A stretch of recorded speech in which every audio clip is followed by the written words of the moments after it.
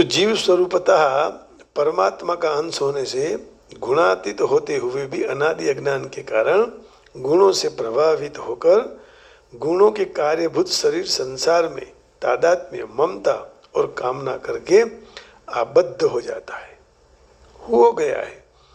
जहाँ तक वह गुणों से अतीत विलक्षण तत्व परमात्मा के प्रभाव को नहीं जानता है, वहाँ तक प्रकृतिजन्य गुणों के प्रभाव से सर्वदा मुक्त नहीं हो सकता।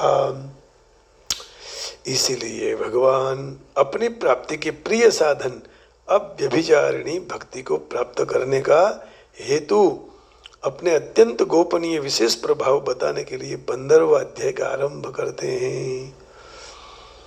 मोक्ष साधन सामग्र्याम भक्तिरेव गरीयसी। श्रीमद् भागवत जी में कहा है कि यदि मोक्ष की प्राप्ति करनी है, माधव को मिलना है, मोहन को प्राप्त करना है, तो भक्ति कीजिएगा। फिर कोई भी प्रकार की सेवा में लग जाइए, वह भगवान की भक्ति है। जीव परमात्मा का अंश है। ममैवांशो जीवलोके जीवभूत सनातनः मनःषष्ठानीन्द्रियाणि प्रकृतिस्थानि कर्षति। इसलिए एकमात्र संबंध अपना अंशी परमात्मा के साथ है, परंतु भूल से अपना संबंध प्रकृति के कार्य, शरीर, इंद्रियां, मन, बुद्धि आदि के साथ मान लेते हैं, जिनके साथ उनका संबंध वास्तव में कभी होता है ही नहीं और होने वाला भी नहीं है, हो सकता भी नहीं है। परमात्मा के साथ अपना वास्तविक संबंध को भूल कर शरीर आदि विजातीय पदार्थों को मैं हूँ, मेरा, मेरे लिए मानना ही व्यभिचार दोष है। व्यभिचार को क्या कहेंगे? जिनके साथ संबंध वास्तव में नहीं है, नहीं होगा, है नहीं, हो नहीं सकता, तो परमात्मा के साथ अपना वास्तविक संबंध को भूल कर हूँ, मेरा और मारे लिए, ये व्यभिचार दोष है। ऐसे भी बोलते हैं ना लोग, ये मेरा है, मैं ये सब करता हूँ, तो ये व्यभिचार दोष है। ये मानना ही व्यभिचार दोष है। तो व्यभिचार दोष ही अनन्य भक्ति में बाधक है। अनन्याश्चिन्तयन्तो मां ये जनाः पर्युपासते तेषां नित्याभियुक्तानां योगक्षेमं वहाम्यहम्। तो इस विघ्न को दूर करने के लिए 15वें अध्याय के पहले 5 श्लोकों के प्रकरण में भगवान संसार वृक्ष का वर्णन करके उसको छेदन करने की आज्ञा देते हैं। ऊर्ध्वमूलमदशाख एषो स्वस्थः सनातनः तदेव शुकं तद्ब्रह्म तदेवामृतमुच्यते तस्मिन् लोकाश्रिताः सर्वे तदुनात्येति कश्चन एतद्वै तत्। ये कठोपनिषद में कहा है, दूसरी वल्ली, दूसरा अध्याय, तीसरी वल्ली, पहला श्लोक। और भगवान अब शुरू करते हैं। ऊ श्री भगवान उवाच ऊर्ध्वमूलमदशाखम् अश्वत्थं प्राहुरव्ययम् छन्दांसि यस्य पर्णानि यस्तं वेद स वेदविद्।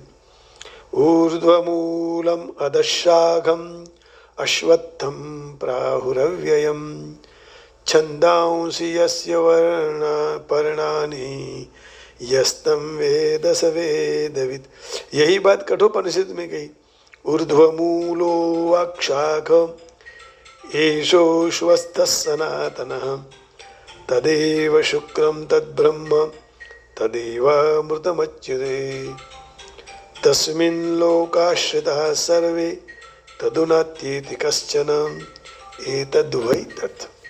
अब देखिए आगे, तो यहाँ भगवान क्या कह रहे हैं कि ऊपर तरफ मूल वाले और नीचे तरफ शाखा वाले जो संसार रूप अश्वत्थ वृक्ष को प्रवाह रूप में अव्यय कहते हैं और वेद जिनके पत्ते हैं, वह जो भी वृक्ष संसार वृक्ष को जान ले तो वह संपूर्ण वेदों का ज्ञाता है। सब फिर जान लिया है। हाँ, एके विज्ञाते सर्वम विज्ञातम भवति। एक को जान लिया, सबको जान लिया। तो सब जानने से तो सारा बिगड़ जाएगा। कबीर जी ने भी कहा है ना, एक सधे सब सधे, सब सधे सब जाए। इसलिए एक ही ब्रह्म के पीछे तत्व की उपासना के लिए भगवान कृष्ण के रूप में शिव जी, भगवान कृष्ण के रूप में राम जी, उनको पकड़ लो। और शक्ति को तो लेना ही पड़ेगा, क्योंकि जब हमारे में शक्ति नहीं होती है तो हम क्या कहते हैं? शक्तिहीन। रुद्रहीन नहीं कहते हैं, रामहीन नहीं कहते हैं, कृष्णहीन नहीं कहते हैं, विष्णु भगवानहीन नहीं कहते हैं, बालाजीहीन भगवान नहीं कहते हैं, गणपतिहीन भगवान नहीं कहते हैं, हनुमान जीहीन भगवान नहीं कहते हैं। हनुमान जीहीन कहते हैं हम लोग? नहीं कहते हैं। हम कहते हैं शक्तिहीन हो गए।